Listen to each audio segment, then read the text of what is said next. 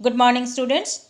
आपकी हिंदी पाठ्य पुस्तक रोली का अगला पाठ है कुल्लू का दशहरा, जिसके लेखक हैं मुरारी शर्मा जी। आइए इस पाठ को विस्तृत रूप से समझते हैं। श्री राम की रावण पर विजय के उपलक्ष्य में दशहरे का त्यौहार मनाया जाता है। हम दशहरे को हर्ष और उल्लास के साथ मनाते हैं। कुल्लू का दशहरा देश भर में विशेष पहचान रखता है। इस पाठ में लेखक ने कुल्लू के दशहरे की अनूठी छटा का सुंदर वर्णन हमारे समक्ष किया है।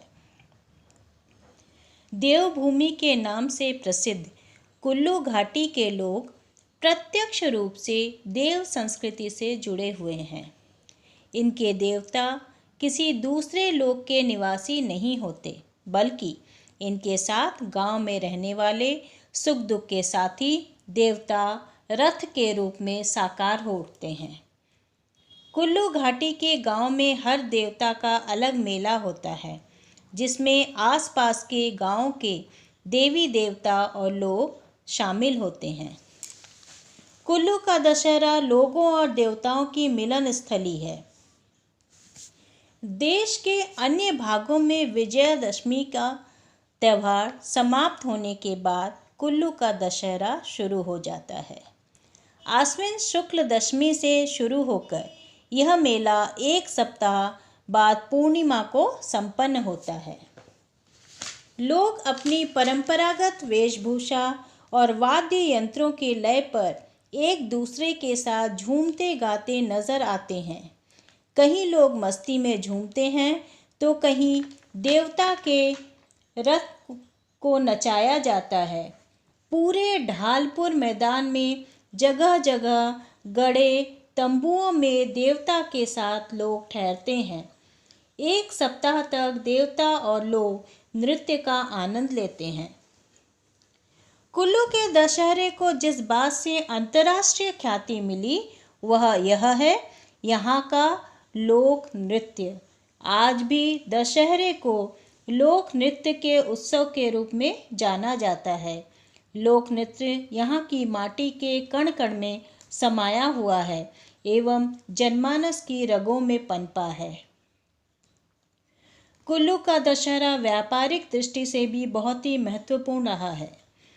प्राचीन काल से ही यह मेला अंतर्राष्ट्रीय मंडी के रूप में विख्यात रहा है। ऐसा माना जाता है कि दशहरे को व्यापारिक रंग राजा मान सिंह ने दिया। 17वीं शताब्दी में कई पर्वतों को लांघकर कई व्यापारी चीन, रूस, तिब्बत, समरकंद, लाहौल स्पीति से दशहरे में व्यापार करने आते हैं। उस समय घोड़ों और ऊन का व्यापार होता था। अच्छी नस्ल के घोड़े ऊंची दाम पर बिकते थे।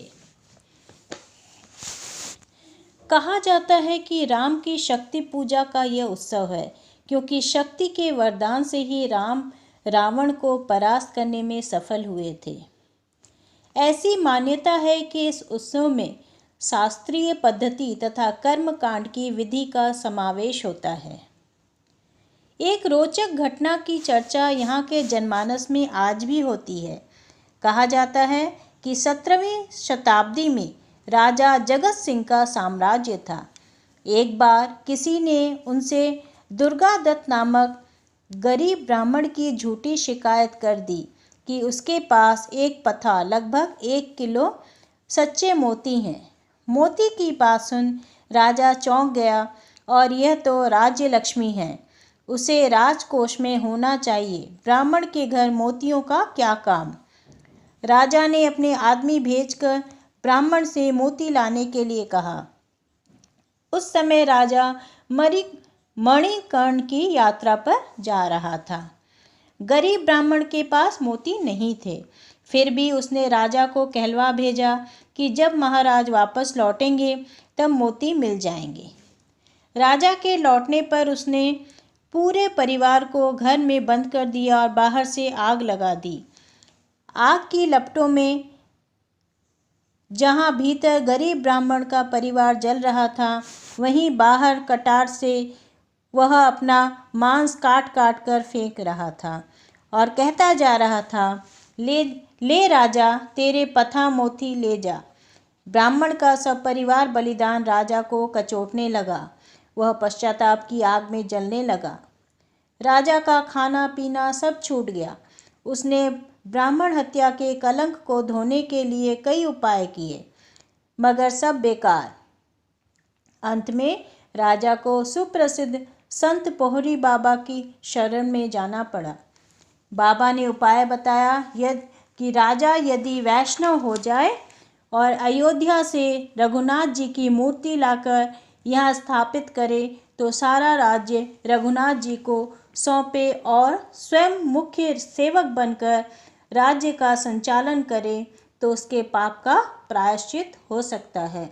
तभी से सारा राज्य रघुनाथ जी के अधीन मानने की परंपरा चली आ रही है।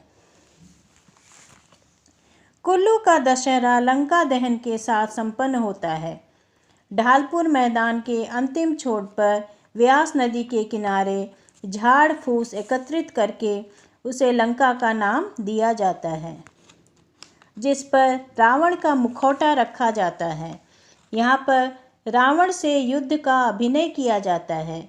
इसमें राजा अपनी छड़ी हडमानी बाग के महंत को थमा देता है, फिर तीर निकालकर किसी आदमी को दिया जाता है। वह आदमी तीर का निशान रावण को लगाकर राजा को वापस सौंप देता है। राजा इन तीरों को रघुनाथ जी को सौंप देता है, जिसके बदले रघुनाथ जी की ओर से राजा को बगा दिया जाता है।